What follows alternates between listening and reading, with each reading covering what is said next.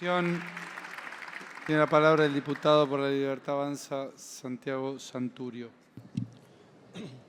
Gracias, presidente.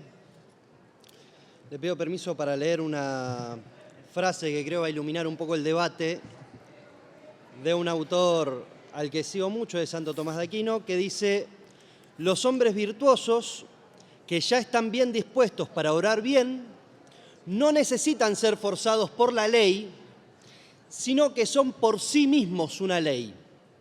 Pero los otros, que no están bien dispuestos, han de ser atraídos al bien por medio de la ley.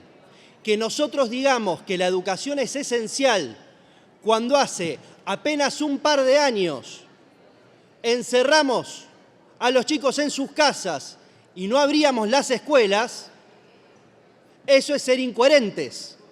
Y es decir que somos virtuosos cuando verdaderamente no lo somos. Esta ley tiene un alcance que no es solo para los sindicatos. Tiene primero una función pedagógica, de eso que nos vivimos llenando la boca en campaña, hablando de educación, pero a la hora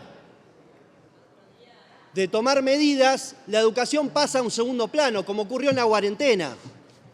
Y no pongan excusas del COVID y demás, porque se podía ir a un bar a tomar una cerveza, pero no se podía ir a dar clases a un colegio. Vergüenza les debería dar. Y ahora viene a dar cátedra y a explicar qué se puede, qué no se puede. Esas fueron las medidas que tomaron su gobierno, el del presidente Alberto Fernández. Mientras ocurrían horrores en la Casa Rosada y en Olivos, los chicos no podían ir al colegio. Y ahora vienen a explicar que la educación es importante para ustedes. Yo no les creo. No les tengo ningún respeto en este debate. Hay una cosa que no podemos negar. Dicen irónicamente el fracaso de la educación. Argentina retrocedió en el alfabetismo, mientras todos los países de la región mejoraron. Nosotros retrocedimos. ¿De quién fue culpa? Del Estado Nacional, de los gobernadores, del presupuesto. Todas de ustedes, la mayoría de los gobernadores fueron de ustedes. 20 años de gobierno, 16 años gobernaron ustedes. Si ustedes no son responsables, ¿quién lo es? Ponen a los docentes que estamos en contra de los docentes. Los docentes son padres, son madres. Hay que entender que los sindicatos no representan a todos los docentes. Son un grupo, y en general un grupo bastante privilegiado, que no ha cambiado en estos años. Si seguimos haciendo lo mismo, vamos a obtener los mismos resultados. Por eso esta ley es fundamental para mejorar la educación argentina. ¿Es suficiente? Claro que no.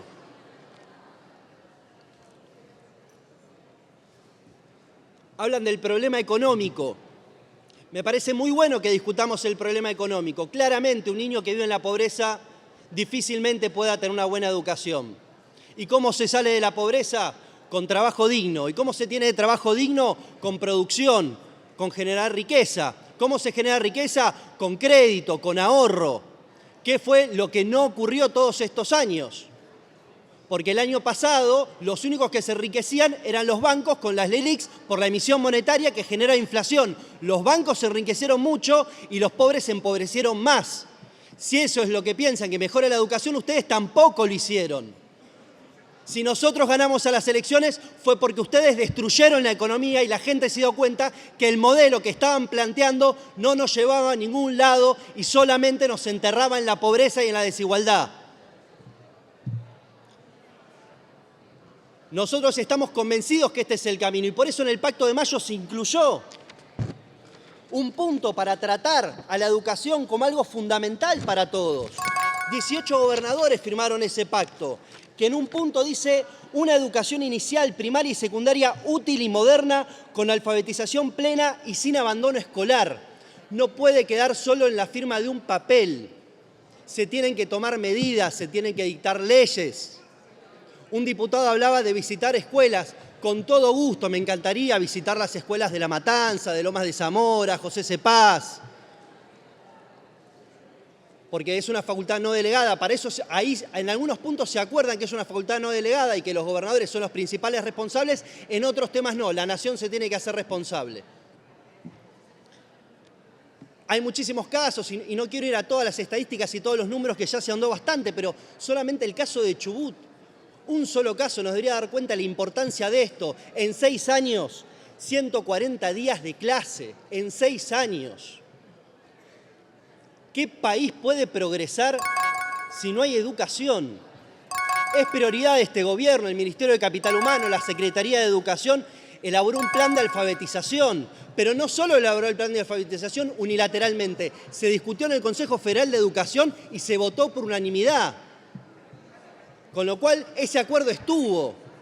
Ahora, a la hora de votar y establecer leyes, eso parece que no ocurre lo mismo. Nosotros entendemos que esta es una herramienta que también va a empoderar a los padres, que son el actor que está invisibilizado en esta discusión, que en la cuarentena salieron a pedir que abran las escuelas, que sus hijos necesitan estudiar, porque el que más necesita la educación muchas veces es el que menos lo demanda, y ahí es el trabajo de la política, y ahí es la importancia de los actores como los padres, como el Estado, para garantizar esto. Y claro que choca con la huelga. ¿Cómo no va a chocar? Son derechos en pugna. La urgencia y la importancia que tiene este tema es trascendental. Por eso es fundamental que en la Argentina sea ley el servicio de la educación como un servicio esencial. Muchas gracias. Muchas gracias, diputado Santurio.